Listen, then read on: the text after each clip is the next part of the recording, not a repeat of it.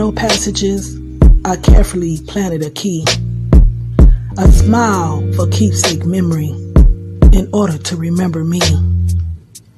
Don't even shed a tear. Just slowly rise upward towards your feet as the hand lands on tambourine, bringing a joyous rhythmic beat.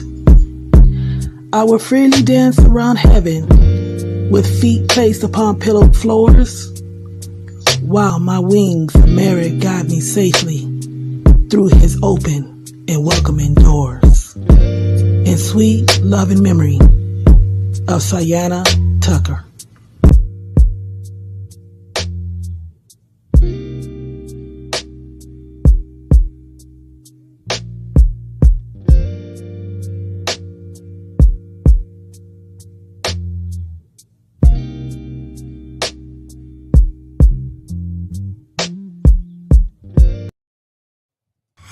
A heartbroken father is speaking for the first time after the death of his daughter. Yeah, 16-year-old Sayana Tucker died from multiple stab wounds on Saturday.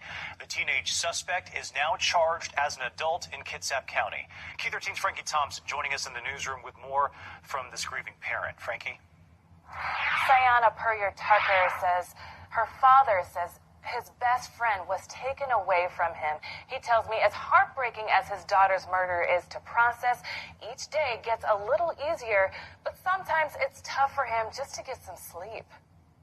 I just keep on seeing her face in my dreams, and it's just hard to do anything, really. Hard to imagine life after the death of a child. That's the fate for Ryan Tucker. His daughter, Sayana Tucker, died from multiple stab wounds at only age 16. I'll never know if she's gonna get married. I'll never know if she wanted more children. I'll never know. You know what I'm saying? Like, it's so hard. I just got so many questions that I want to ask. Questions about what led up to the altercation that ultimately claimed her life. During court Monday, the judge instructed us not to show 16-year-old Lola Luna as she was charged as an adult with second-degree murder for the stabbing. It's a pain that no parent should have to feel. Bremerton police say it started outside Luna's house where Tucker showed up to fight. Court documents say Luna decided to grab her 6 to 7 inch folding knife and put it in her back pocket. Tucker threw the first punch, hitting Luna in the head, which Luna told detectives she lost it and started stabbing. Documents say after the fight, Luna went inside the house to tell her family, "I stabbed her." What gave you the right to think it was all right to stab my daughter 5 times? Like, what gives you that right? Tucker was airlifted to Harborview Medical Center in Seattle, but soon died from her injuries. Now gone, she's remembered by loved ones as a goofy person full of life and a loving mother to her 5-month-old daughter. The teen's father says his phone has been overflowing with supportive messages and calls. Just so moving, and I was just filled with joy, you know. Like, dang, my daughter touched that many people's lives. Lives that are forever changed by her death, something Tucker says will never be easy to process. That's going to be the hard part, figuring out life without her here, you know. But I'm just been numb to the situation. It seems so unreal. Like, my baby's gone, you know. Tucker says his son is taking the loss of his sister the hardest. They were very close and were always joking around together, something their father tells me he will miss dearly. Luna is scheduled for her next court hearing on March 2nd. Sayana Tucker was born in Bremerton, Washington, to Ms. Cheryl Turner and Mr. Ryan Tucker on March 13, 2004. Sayana Tucker was a talented artist who was weighing towards becoming a nurse and the career artist her heart desired. She had a high-spirited personality with a lively and self-deprecated sense of humor. Sayana Tucker was well known for her loyalty, sensitivity, goofiness, and undenying love for her daughter, May Lynn, which was 6 months old. On a cloudy day of January 30th, 2021, Sayana had mapped out to spend the later of the day watching movies with her family, but not before confronting a disrespectful girl who had been slandering her daughter on social media. misconstruing the confrontation would be a fair fight. Sienna's life was maliciously and cold-heartedly taken as a result of 25 stab wounds, which was forcibly inflicted by a 6-inch folding knife from the murderer's hands of 16-year-old Lola Luna. Sienna Tucker leaves behind a beautiful baby girl, a mother, a father, siblings, family members, and a multitude of friends who, out of love, not only mourning their loss, but standing their ground to fight for justice on behalf of Sienna Tucker. Let's take this moment not only to pray for the family, but a moment to travel down the life of Sienna Tucker, I'm sorry.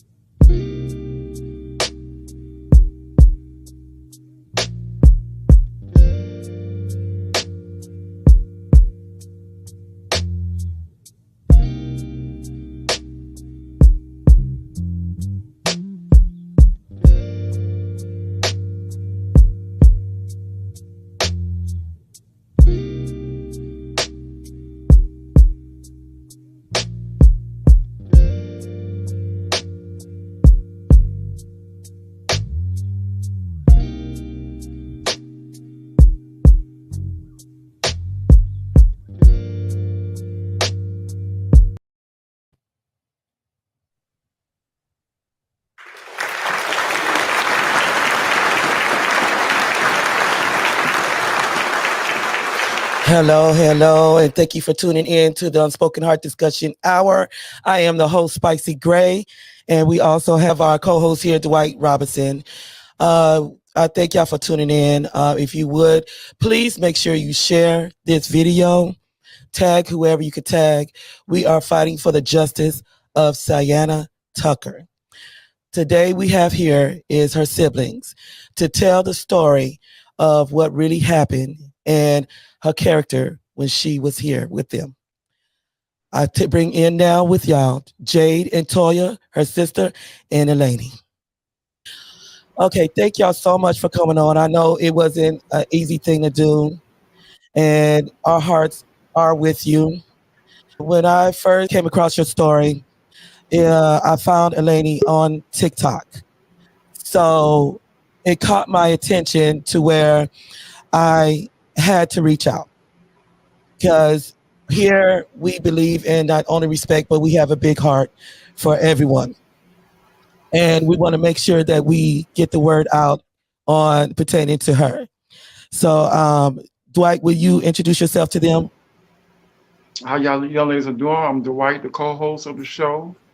Hi. And, how y'all doing? And I just want to say I'm sorry for what happened to your sister. So we are here just to let y'all speak about her, and so we can learn more about what's going on from this beautiful young lady that passed, unfortunately. Now, to start off with Eleni, we was the first ones to talk through the inbox. Could you tell us a little bit about your relationship with Sayana? Because we want to get to know her a little bit and her character and how you came up with her. She was such a happy baby. I remember when my mom brought her home and she was just like all smiles all the time, and like growing up with her, she was just really talented. She was always like coloring and drawing stuff. She was an amazing artist. And she always talked to us about how she wanted to get into nursing and stuff. And when she got pregnant with her daughter, Meilani, like everything just changed. She just started going for all the goals that she wanted to go for, going back to school, just getting everything back together that she needed to, and just getting away from the bad people that she didn't need to be around anymore. Mm-hmm. Right. Now, Jade and Toya, could you tell us your personal relationship with her and how was it growing up with her? She was always full of life. She always had a smile on her face. She was always making sure everybody else was okay. Always. And if you were the underdog, she was your best friend. She always loved to help people. She was just big goofball, big old teddy bear. Just a little girl, big old teddy bear with a smile that can light up an auditorium. Right, right.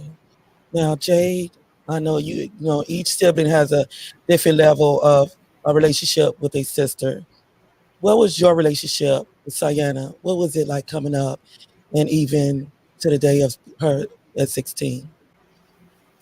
Well, our family's like super big, so we have a lot of siblings and brothers and sisters. But Giselle, Sayana, and myself are the three younger ones. So we've lived together for years. So we shared the same room, and she was just so goofy all the time, and we always made like little raps together, and just I don't know. She was someone you wanted to be around. Like she was just super talented and funny, and she could just make you laugh just like that. And that was just the type of person she is. And she was a protector. Like she wanted to protect people, and yeah, she was super funny. Yeah, it sounded like that, you know, y'all, each one of y'all had a very, very close bond with her. And, you know, what was she like when it came down to being a mother? She was a good mom. She was a good mom. Yes, because I know when this happened, the baby was 6 months old. How old is the 5. baby? 5 months old? Yeah. Okay. So how old is the baby now? She's 11. 11 months. Wow. And how has it been with the baby and everything? First weeks really hard. Like we all used to like babysit her whenever Sana wanted to like go hang out with a friend or anything like that. So she was used to us, but she was always with her mom. So when Sana first had died, like it was just really hard. There was a lot of sleepless nights. Right. So she would just cry through the night because, you know, being so young, she don't understand why, you know, this person is not here. Yeah. Okay. So now, as a family member, that's the way she was. So as you seen her with her friends, what kind of, because I mean, I see a lot on social media and it's so much love that I've seen that I have never seen before for one person, you Yeah. know, especially when this happened and seeing everything that, you know, they're saying in support of her, especially the young lady that was in the courtroom, well, that was VIA on the courtroom. You could tell that she was very passionate when it came down to her friend. What was she like with when it came down to being a friend? She had a lot of friends. She like a lot of people knew her, and she had many friends. Like, and that's why it's so big and it's affected so many people. Is because Solana was just that type of person. Like you were just drawn to her. You know what I mean? Like she was just like a ray of sunshine. Like you, I don't know how to explain it any more than that. Like you just wanted to be around her, and everybody was around her all the time. Like she has millions of friends. All different crowds. Yeah. She loved hard. She loved hard. No matter who she was around, she made you feel like you were family. She loved hard, was a protector. Yeah. That's her other sister, Amanda. Oh, Amanda. Oh, hi. How you doing? Hi. And How you you know, doing, when it Amanda? comes down to her being in school and everything, well, she was still in school. You said she went back to school. So what kind of student was she?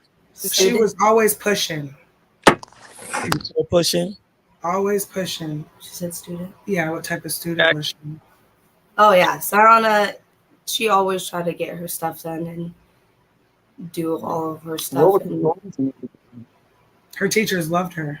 When she was going to Renaissance, the guidance counselor, I believe that's what it was there. she connected with him a lot, and he was helping her out a lot so that she can graduate early. Okay. So would you say her having the baby, it changed her perspective in life a whole lot? Yeah. So she was so happy to be pregnant. She was so happy when she found out she was pregnant. Excuse me, she was pregnant. And She she was was so excited to be a mom. So excited, and it. all of us sisters.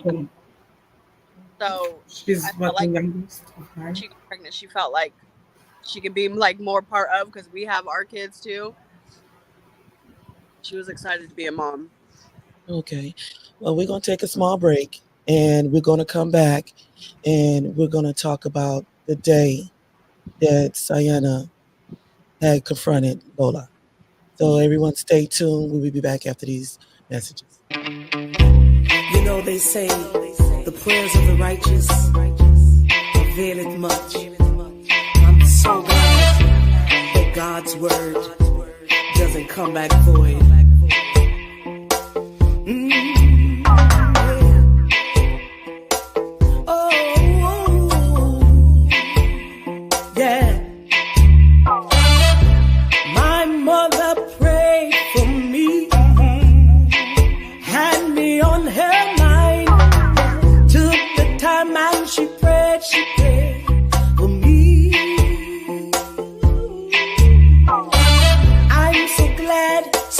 She prayed. I'm so glad she prayed. I'm so glad my mother prayed for me. Oh, my father prayed for me. Had me on his mind. Took the time and he prayed for me. People, let me tell you, so glad he prayed. I'm so glad he prayed. I'm so glad he prayed for me. One more thing, yeah. My sister prayed for me. Had me on her mind. She took the time and she prayed for me. Oh yeah, she did that. My sister prayed for me. Had me on her mind. Took the time and prayed, she prayed for me. Before she went to heaven, my sister prayed for me. Had me on her mind. She took the time and she prayed, oh yeah, she prayed for me. I thank the Lord for my Jesus. Oh yeah, because he prayed for me. He had me on his mind. He took the time and he just prayed for me. I thank the Lord, my Jesus prayed for me. Had me on his mind. Took the time and he prayed for me. People everywhere, take the time and pray with me. People everywhere, just pray with me. Take the time and pray with me. Everybody just pray with me. Everybody just pray with me. Everybody just pray,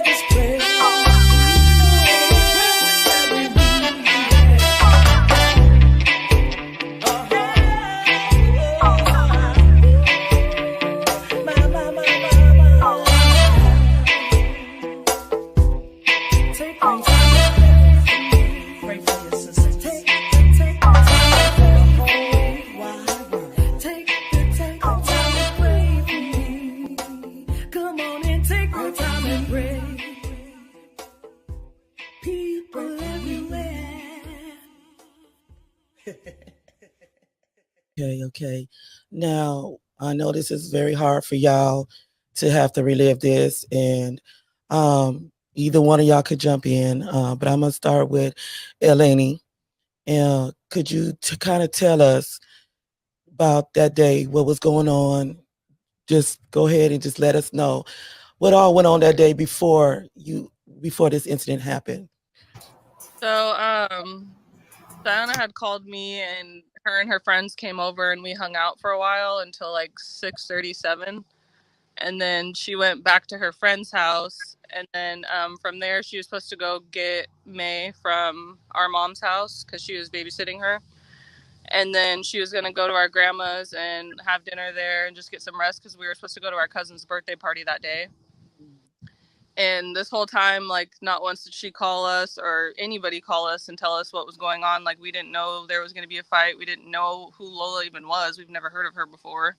Okay. That's why all this is just crazy to us. But I just remember it was around like 1:20ish, and my sister Jade called me and told me that people were calling her saying that Sayana just got stabbed. And I was like, no, she was just here. Like, I even had Snapchatted her like 20 minutes before that, I think, and she was in bed. So it wasn't making sense at first. And then people just kept calling and calling. So I called my husband to come here and my mother-in-law to watch the kids, and we went straight there. Okay. So I'm gonna go before we have to get to the describing the incident. You said Jade had called you and informed you that people was calling her, telling her that your baby sister had got stabbed. So Jade, could you tell us everything that went on up to that point to where you had to call Eleni? We're not gonna say any of the people's names because there's minors, so we're just gonna say their first initial or whatever. But I had called out of that work that day for some reason. I don't know why. I just didn't want to go to work, and I was sitting there watching TV, and one of Sana's friends had texted me and was like, Sana has just been stabbed, da, da, da, da. And I was like, what? Sent me the person's address. And then I called Eleni, and the last thing we knew that Sana was with one of her other friends. But I called Eleni, and then she was just saying that that's not true because she had just talked to Sayana, and we were just all confused. And then I picked up Toya, and we went to her house, and then, found out what happened. Okay. So when you went to the house, what was going on at that time? They were searching the area for the knife. We didn't know the exact house, what it was. We just knew what street it was on. So we got out of the car, and we're just walking up down the street, looking, and they were looking in neighbors' yards for the knife, and we were confused. And go ahead, I seen an officer walk up a driveway, and I asked, my sister, I heard that she just got stabbed, and I'm trying to figure out what happened. And he sent me down to Lola's house, and we walked up the stairs, me and my sister, and we got all the way to the door, and an officer came to the door, and he said, you need to stop. He said, you need to go down and talk to the officers on the road. And I turned where there was no officers before, and I turned around, and there's 2 squad cars and a detective car. And we walked down there, and Detective Korn, she said that we needed to go to the hospital and be with our sister. And she grabbed my arm, and she said, you need to pray to whoever you pray to and tell your family to be with your sister. And that's when we left to go meet our other sister, Eleni. So at this time, what were the officers, were they telling you anything about how it happened, what had happened, anything? No, so when me and Toya got there, the only information that we knew was that Sayana was in the hospital. She was stabbed, or on the way to the hospital. We didn't know that she was there yet. She was on the way to the hospital, and that she was stabbed, and she was stabbed by Lola. And we repeated that back to the officers, and they repeated the same exact thing that we said. They didn't give us any more information than that. And me and Toya were just getting irritated. They looked completely dumbfounded. Yeah, confused. They didn't radio in on their radio. It was just silence. Everything that I said to them, they repeated back to me. And I just told you that. You're telling me the same thing I just told you. Yeah. Give me something else. Give me something to go on. Right. And they couldn't. Yes, because I know, as we see in the video earlier, her dad has stated 5 times she was stabbed, but that was actually incorrect, yes. Which I ended up finding out through Eleni's video. So could y'all tell us the correct information? Elaine? Yeah, so at first we were told five times, but then we found out, I think, what was it, a few months about after? 2 later. months after that she was stabbed 25 times. It was a little bit longer than that, Lane. It was probably like 3.5, 4 Yeah. months almost. Okay, let me get this right.